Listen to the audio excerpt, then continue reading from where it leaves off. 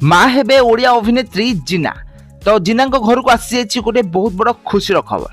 ତାହେଲେ ଏବେ 5 ବର୍ଷ ସମୟ ବିତି ଯାଇଛି ଜିନାଙ୍କ ବାହାଘରକୁ। ଜିନା ଓ ରୁଦ୍ର ଗୋଟିଏ ରିଆଲିଟି ଶୋ ମାଧ୍ୟମରେ ବିବାହ ବନ୍ଧନରେ ବାନ୍ଧି ହୋଇଥିଲେ।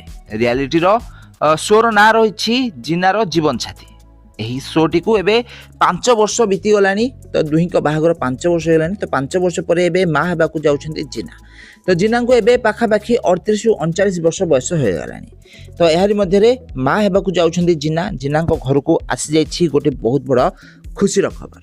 ତ ମା ହେଉଥିବା କାରଣରୁ ଜିନା ଏବେ ସୋସିଆଲ ମିଡ଼ିଆରେ ନିଜ ଫ୍ୟାନ୍ମାନଙ୍କ ସହିତ ବେଶୀ ଆଉ ନଜର ଆସୁଥିବାର ଦେଖା ଦେଉନାହାନ୍ତି। ହେଲେ ଗତ ଦିନମାନଙ୍କରେ ନିଜର 7 ମାସ ପାଳନ କରିଥିଲେ ଜିନା, ଯେଉଁଥିରେ ବେବି ସାୱାର ପାଳନ କରିଥିଲେ। ଆଉ ସେ ଏହି ବେବି ସାୱାରରେ ବେଶ୍ ଏନ୍ଜୟ କରିଥିଲେ। ଆଉ ବହୁତ ସାରା ଓଡ଼ିଆ ସେଲିବ୍ରିଟି ମାନଙ୍କୁ ଗୋଟିଏ ପାର୍ଟି ବି ମଧ୍ୟ ଦେଇଥିଲେ ଜିନା। ତାହେଲେ ଜିନା ଆଉ ରୁଦ୍ର ଏବେ ବାପା ଓ ମା ହେବାକୁ ଯାଉଛନ୍ତି। ତ ଏହି କାରଣରୁ ପରିବାରରେ ବେଶ୍ ଅଧିକ ଖୁସିର ଲହରୀ ଖେଳି ଯାଇଛି। ତ ଜିନା 5 ବର୍ଷ ପରେ ଏବେ ମା ହେବାକୁ ଯାଉଛନ୍ତି। ଗତ ଦିନମାନଙ୍କରେ ଆପଣମାନେ ଜାଣିଥିବେ ଜିନାଙ୍କୁ ଜଣେ ପ୍ରଶ୍ନ ପଚାରିଥିଲେ କି ସେ କେବେ ମା ହେବାକୁ ଯାଉଛନ୍ତି। ତ ଫ୍ୟାନ୍ଙ୍କର ଏହି ପ୍ରଶ୍ନରେ ରାଗି ଯାଇଥିଲେ ଜିନା।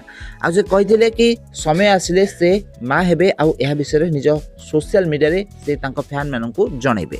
ତ ଏବେ ସମୟ ଆସିଯାଇଛି। ଜିନା ଏବେ ମା ହେବାକୁ ଯାଉଛନ୍ତି। ଜିନା ଏବେ 7 ମାସର ପ୍ରେଗନେଣ୍ଟ ଅଛନ୍ତି। ଜିନା ଆଗାମୀ କିଛି ଦିନ ମଧ୍ୟରେ ମା ହେବାକୁ ଯାଉଛନ୍ତି।